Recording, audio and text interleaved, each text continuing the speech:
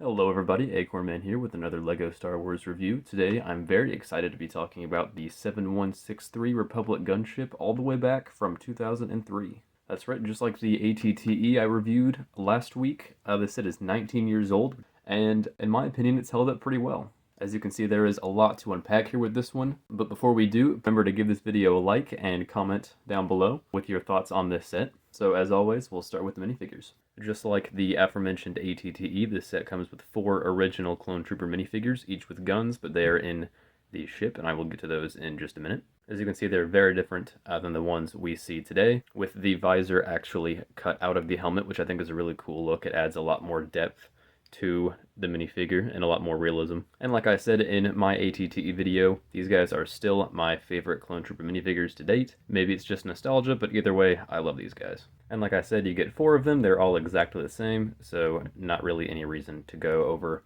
the rest of them. And I'm sure you guys know exactly who this is, Jedi Bob himself. Some of you might have even clicked on this video specifically for him. Not really a whole lot to say about him. He just has your basic Jedi robes on and a green lightsaber. He's definitely a simple minifigure, but an iconic one to be sure. Next up we have the original blue Super Battle Droid. This one, just like Jedi Bob, is completely exclusive to this set. And originally there were 2 of these included, but unfortunately was only able to snag a set with 1, so I'm sorry if that ruins your day. He has the exact same posability as the new Super Battle Droids, completely standard Super Battle Droid, just done up in blue, which, believe it or not, makes it a hell of a lot more expensive. And the last minifigure in this set, if you can technically call it one, is the Droideka minifigure. And just like the Clone Troopers, I think this is the best Droideka minifigure we have to date. I don't know what it is about the Droideka, but LEGO just really seems to struggle with it. Not that I can really blame them, it's a pretty complex and compact design.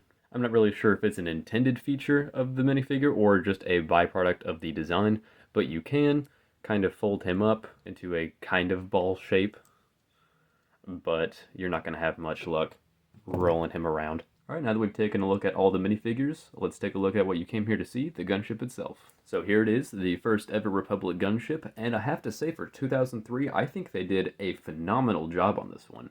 Unlike the ATTE, where you could really see its age in the design, I think this one still holds up really well today, other than a few odd color choices. As you can see on the front here, they opted for these orange bricks for some reason, even though I'm pretty sure those are not found on the actual gunship. And of course they are present on the other side as well. You just kind of find some random bits of yellow and green throughout, although the green up here is obviously correct.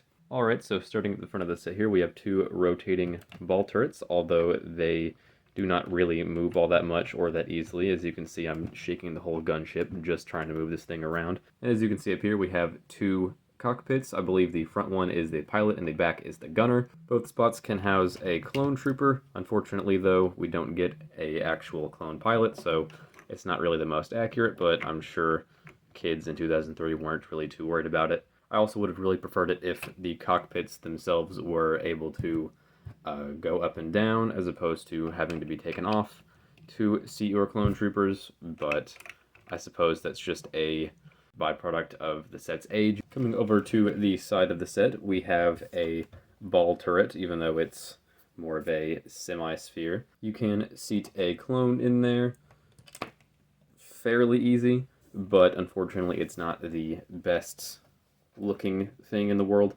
But points for playability for sure. It's definitely an accurate feature and one that I can see kids having a lot of fun with, so I guess it's overall a positive. Another movie accurate feature is the revolving door. Kind of hard to get to, but pretty easy to move back and forth. As you can see here, we have a little storage space for the Clone Trooper guns, so that's definitely very handy. And on the very back of the set, we have one more rotating turret, one that's a little bit easier to move, but not by a whole lot.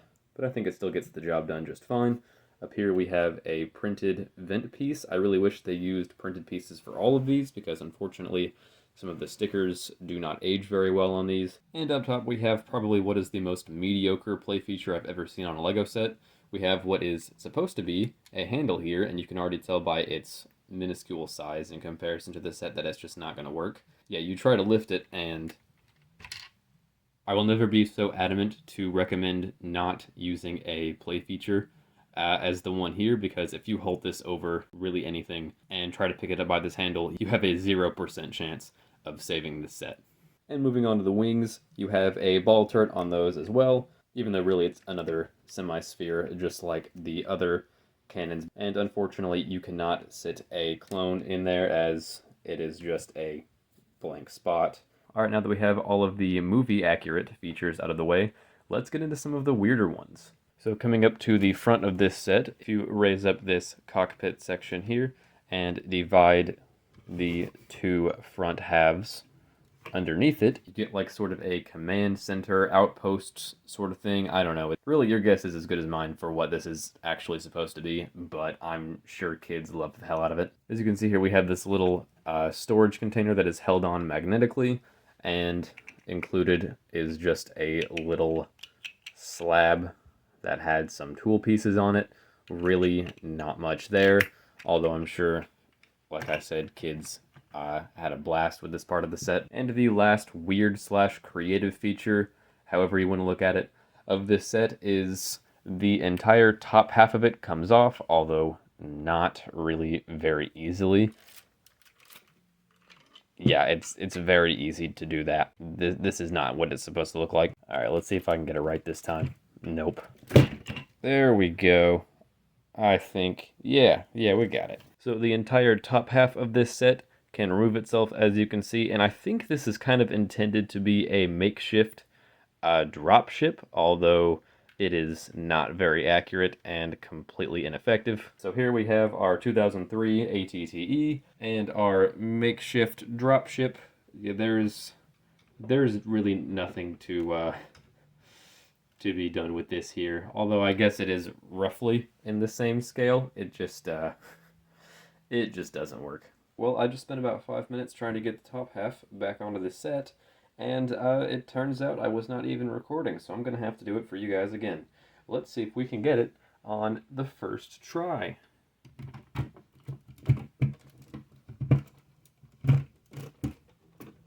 Ooh. Hey, we did it! Alright, so that covers all of the features for the 7163 Republic Gunship, and what do I think of it? Honestly, it's a really mixed bag. I think the minifigure selection is great. I think the model itself looks fantastic, especially when you consider it's from 2003. But as you saw, about 90% of the play features on this thing just don't work. The handle is laughable and probably led to a lot of kids breaking this set. The opening up to reveal a hidden base feature is well-intentioned, I think, but just horribly executed. And don't even get me started on the dropship, and I use dropship in air quotes, function. It's the worst. It's terrible.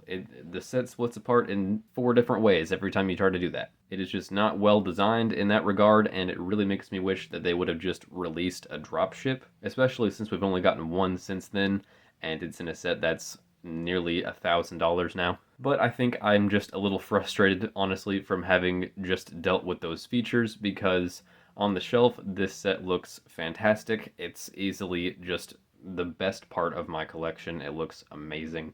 However, that is coming from someone who likes to display their sets, and I might take it off the shelf once a month to just clean it, so obviously I'm not playing with it. I'm not actually trying to use those functions. But if you're someone who's trying to hunt this down for their kid, I would have to heavily advise against that. This is pretty much only for collectors at this point. With all that being said, it is especially hard to rank this one. I give this set a 7 out of 10. I think it is a really good looking set that has some good features, and the minifigure selection is just fantastic. And despite its age and all of the problematic play functions, this is my favorite set in my entire collection, and I feel pretty confident in saying that. Alright, well this ended up being longer of a review than I expected, so I hope you guys enjoyed it. If you did, be sure to like, comment, and subscribe, and I'll see you guys in the next one.